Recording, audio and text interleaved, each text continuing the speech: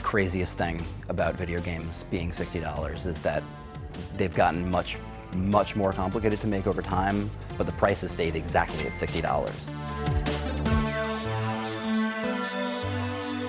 If you're buying a new Super Mario game on the Nintendo Switch, it's probably going to cost $60. If you're buying the new Call of Duty on the PlayStation 4 or Xbox One, it's probably going to cost $60. That's the base level price. There are special editions, there are limited editions, there are lots of other ways that video game companies have come up with for you to spend more than $60 on video games.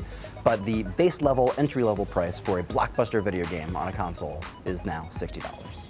There was certainly a time period where games cost anywhere from $40 to $80 in the early Nintendo Entertainment System era. Video games in general for consoles began to be priced around $50. That was around the PlayStation 1, Nintendo 64 era. Eventually, not so long after that, about 10 years later, the price increased with the PlayStation 3 and the Xbox 360 and the Nintendo Wii generation to $60, and things have stayed about there since in terms of console gaming.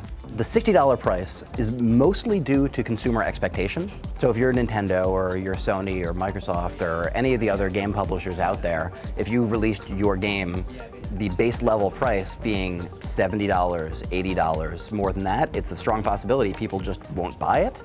I think both consumers and game publishers, to an extent, benefit from the $60 price tag, not necessarily because it's $60, but because there's a standard, there's an expectation. You can go in knowing that the next Call of Duty, the next Madden, whatever, is gonna cost the same as you paid last year or the year before that.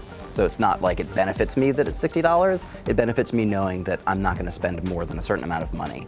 And the same thing goes for if you're a game developer or a publisher, you wanna know how much you can expect to get in return. So you can set that $60 as your base level, this is how much people are gonna pay for my game. That said, when game companies offer season passes, downloadable content, maybe a figurine or something like that, they can charge more. But it's largely due to consumer expectation and not necessarily just due to the cost of developing games, because games cost tens of millions of dollars to develop, and the $60 for each one, you have to sell tens of millions of copies to make up for the amount of money you've invested. Which is why there are so many other ways that game companies have tried to figure out how to subsidize how expensive those game projects are.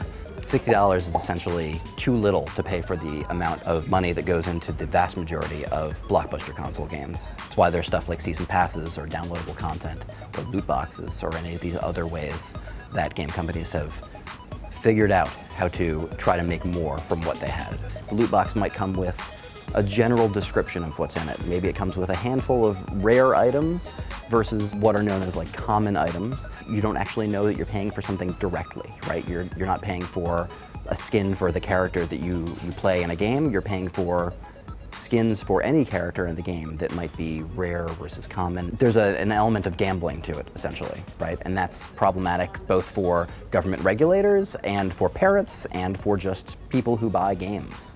I think there will continue to be a market for $60 games, but I think that it's being eaten into more than ever by other forms of video games, whether they're free or just less expensive.